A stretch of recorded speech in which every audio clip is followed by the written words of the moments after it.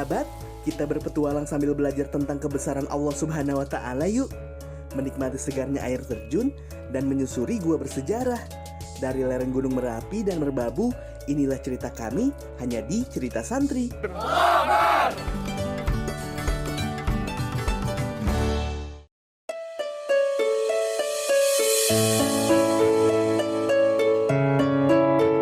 Assalamualaikum sahabat.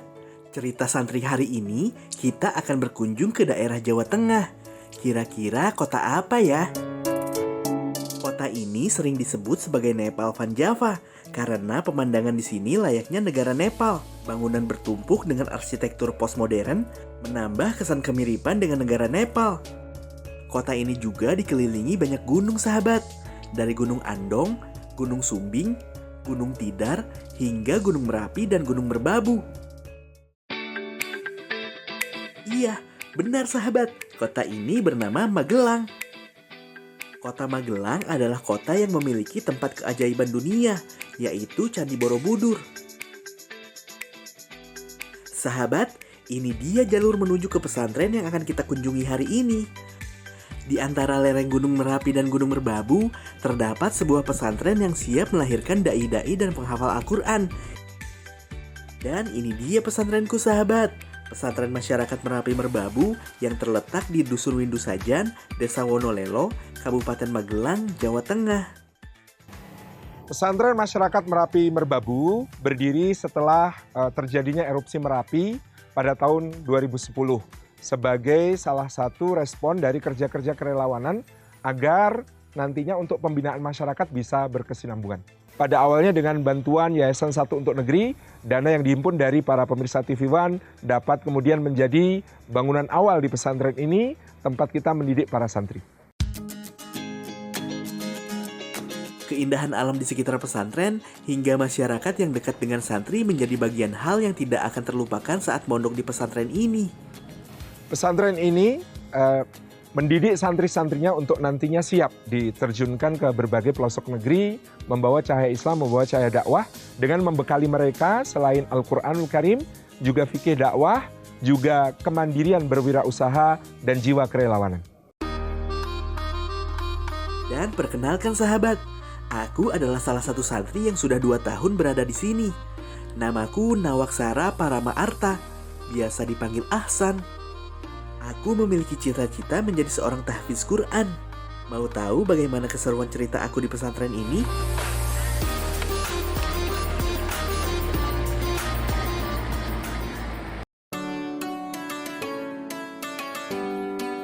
Waktu menunjukkan pukul 3 pagi.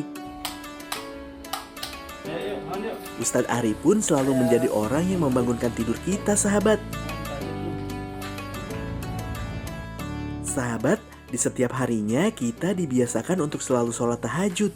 Karena sholat tahajud adalah sholat sunnah yang memberikan banyak manfaat. Salah satunya dapat membantu doa-doa yang kamu panjatkan cepat terkabul.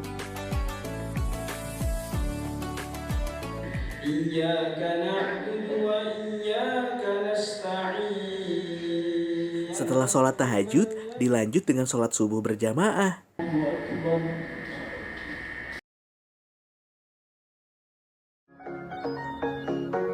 Di setiap setelah rutinitas subuh, karena pesantren kami dekat dengan alam, aku mau mengajak sahabat santri untuk melihat salah satu keindahan yang tidak jauh di pesantren kami. Apaan? Aja. Ikut yuk. Kemana? Udah ikut aja. Belum mandi nih? Nah, pas kan belum mandi. Kita ke air terjun yuk. Yuk. Yuk. Teman-teman, ikut yuk olahraga sambil ke air terjun.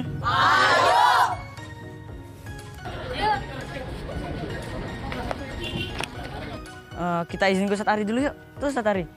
Yuk teman-teman.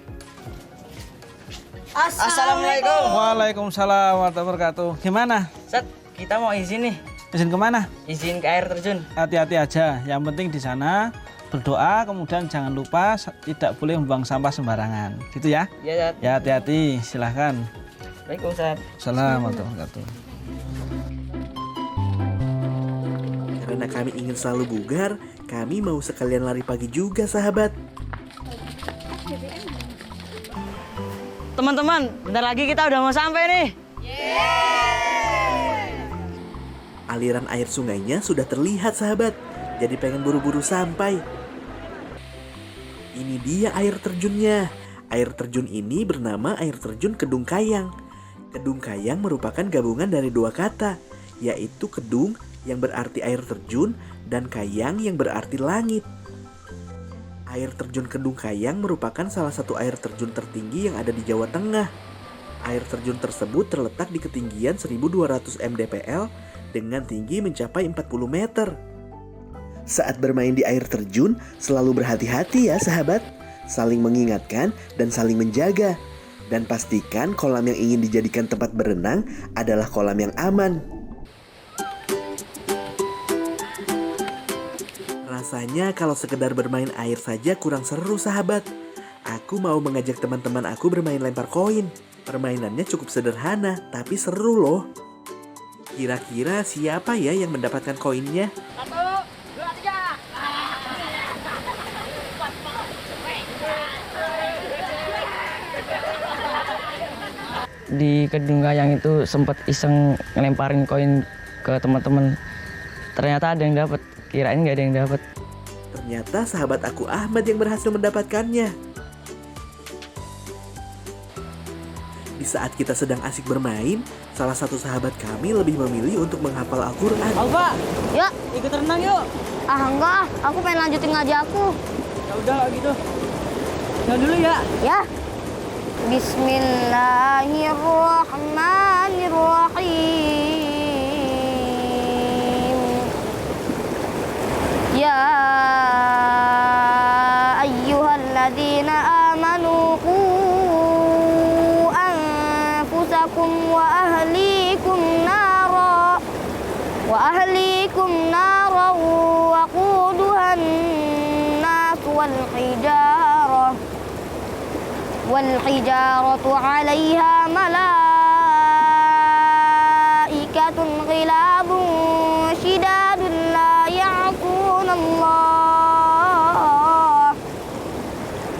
ya'suna Allah ma amarahum wa yaf'aluna ma yu'marun. Di Kedung Kayang seru banget. Kalau bisa teman-teman juga ngerasain kayak saya juga. Bagaimana sahabat? Seru kan aktivitas pagi kami? Jangan kemana-mana ya, karena habis ini ada hal yang jauh lebih seru lagi.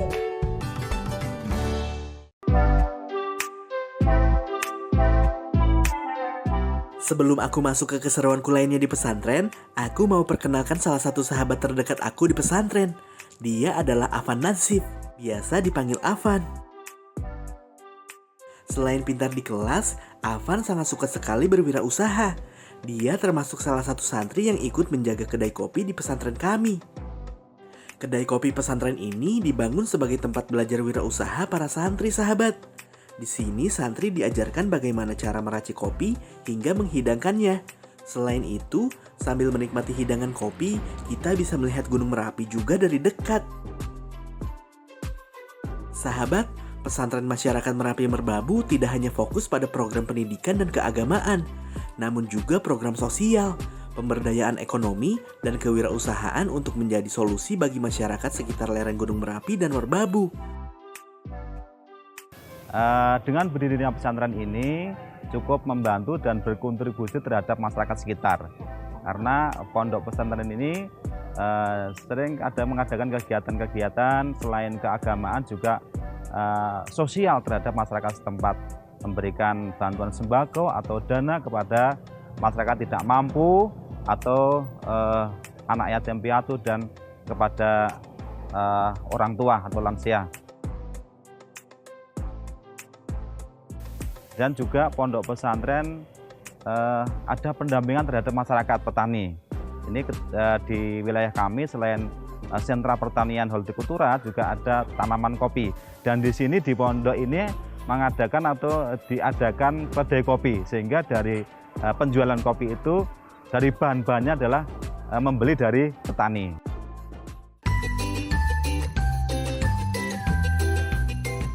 Yuk kita lanjutkan aktivitas lain yang biasa kita lakukan di pesantren sahabat. Di Di saat kita sedang asik istirahat, usai bermain di air terjun, Ustadz Ari datang menghampiri. Kira-kira ada apa ya sahabat? Sehat? Alhamdulillah. Seperti biasa kita ada amanah untuk bersih-bersih masjid. Kira-kira masih siap nggak ini? Masih. Semangat? Masih. Alhamdulillah. Kalau gitu nanti setelah ini kita langsung berangkat. Karena insya Allah kita akan membersihkan masjid, 2 masjid. Sepakat? Sepakat. Semangat? Sepakat. Kita jalan. Bersih-bersih keliling masjid atau BBM istilah yang biasa disingkat oleh kita. Bersih-bersih keliling masjid dilakukan sebagai bentuk kepedulian kita terhadap masyarakat desa di sekitar kita. Ya, sudah siap semuanya? Kita berangkat. Bismillah, takbir.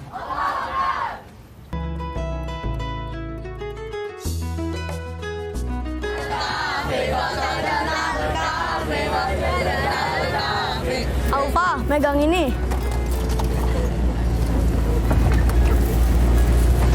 Mas Dual megang ini.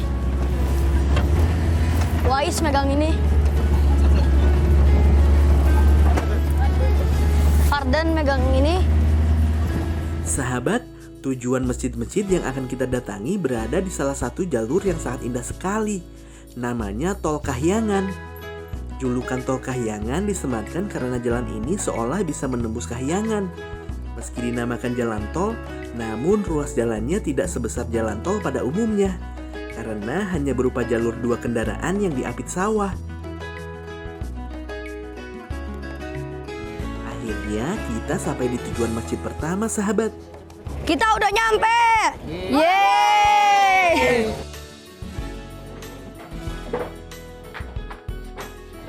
Assalamualaikum Bapak. Sehat Pak? Ya, alhamdulillah sehat. Kami dari Pesantren Masyarakat Merapi Merbabu. Oh iya, Nah, kita ingin membersihkan masjid Desa Pelem ini. iya. Mohon izin ya Pak. Ya, Mas. Kami sangat senang sekali mendapatkan tugas ini, karena membersihkan masjid adalah tugas yang sangat mulia. Pahala yang diberikan oleh Allah Subhanahu wa Ta'ala bagi orang yang suka membersihkan dan menjaga kebersihan masjid juga sangat dahsyat. Semoga kita selalu menjadi orang yang selalu memuliakan masjid ya sahabat. Setelah masjid pertama telah bersih, kita lanjut ke masjid kedua. Sudah bersih semua? Alhamdulillah sudah. Sudah rapi? Alhamdulillah. Ya, berarti kita lanjutkan ke masjid kedua. Masih siap semua? Siap. Semangat? Semangat. Lanjut ke masjid kedua, yuk. Bismillah. Ketika sedang asik menuju masjid kedua, tiba-tiba Afan mengagetkan kita semua sahabat. Ustad. Afan, Tat. Boleh berhenti nggak, Tat? Mau apa? Ada geduk, Tat, di situ, Tat. Oke, ayo kita jajan dulu. Kita nanti makan getuk dulu, setelah itu kita lanjut bersih-bersih masjid yang kedua. Siap? Siap. Ayo kita makan dulu.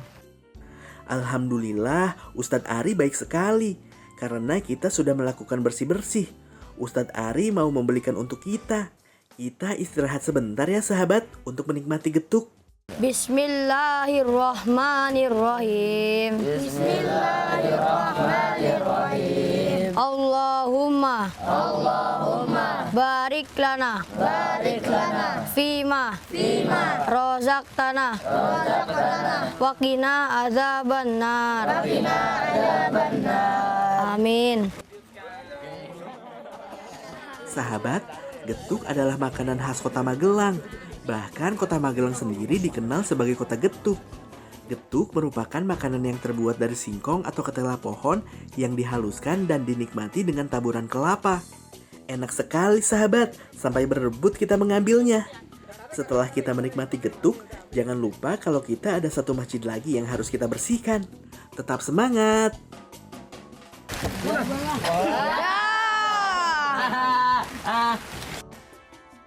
Bersih-bersih masjid juga bisa melatih kita dalam mental kebersihan. Habis itu menjaga kebersihan, bahwa kita sadar tidak boleh mengotor-ngotorin masjid. Padahal masjid itu tempat yang suci, yaitu rumah Allah. Sahabat, setelah aktivitas pagi di luar pesantren, sekarang aku mau menceritakan aktivitas siang kami belajar di Pesantren Masyarakat Merapi Merbabu. Model pembelajaran yang ada di Pesantren Masyarakat Merapi Merbabu ini terbagi menjadi 2 model pembelajaran. Yang pertama adalah kita namakan dengan Dars Am, dan yang kedua adalah Dars Khos. Dars Am ini adalah para santri satu angkatan datang bersama-sama kepada seorang guru, kemudian guru menyampaikan. Adapun yang model Dars Khos ini adalah santri satu persatu datang kepada guru untuk menyetorkan hafalan pelajaran yang dia pilih. Jadi dengan dua model pembelajaran itu kita harapkan dia memahami keilmuan yang dia hafalkan, sehingga ketika di masyarakat dia bisa memberikan jawaban-jawaban atas pertanyaan yang diajukan oleh masyarakat. Ini dia kelas kami, sahabat. Kami belajar di gubuk baca ini. Menarik bukan tempat belajar kami? Salah satu ilmu yang diajarkan di pesantren kami adalah ilmu sorof. Ini kita akan melanjutkan pelajaran kita, yaitu di pelajaran sorof, yaitu merubah satu kata ke kata yang lain untuk menunjukkan makna tertentu. Ya. Ilmu sorof adalah salah satu cabang ilmu penting yang mesti diketahui seseorang yang sedang mempelajari bahasa Arab. Karena dengan sorof, kita dapat mengetahui perubahan dari satu kata ke bentuk lainnya.